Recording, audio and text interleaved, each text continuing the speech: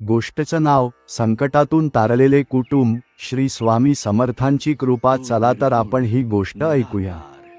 मुंबईच्या उपनगरात रघुनाथ नावाचा शेतकरी राहायला आला होता. गावातल्या सततच्या दुष्काळामुळे शेती सोडून तो कुटुंबासह शहरात काम शोधायला आला.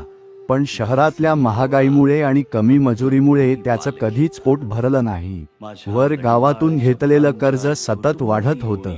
सावकार दररोज फोन करून धमक्या द्यायचा.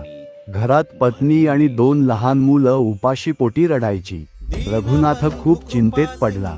त्याला वाटू लागलं की आता आयुष्य संपवावं, कर्ज फेडता येणार नाही. एक दिवस तो मुंबईतील अक्कलकोट स्वामी समर्थांच्या मंदिरात गेला. डोळ्यातून पाणी गळत होतं. स्वामींच्या मूर्तीसमोर उभा राहून तो म्हणाला, स्वामी, माझं कुटुंब संकटात आहे. मी कसला बाप, कसला पती, काहीच निभावत नाही. तुम्हीच आता तारावं. त्या रात्री त्याला स्वप्नात स्वामी समर्थ दिसले. त्यांनी मोठ्याने हसत सांगितले, अरे रघुनाथ, संकटावर उपाय असतो. हार मानू नकोस. परत शेतीकडे वळ.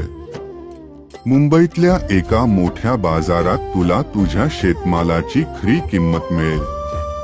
प्रयत्न कर, मी तुझ्या पाठीशी आहे.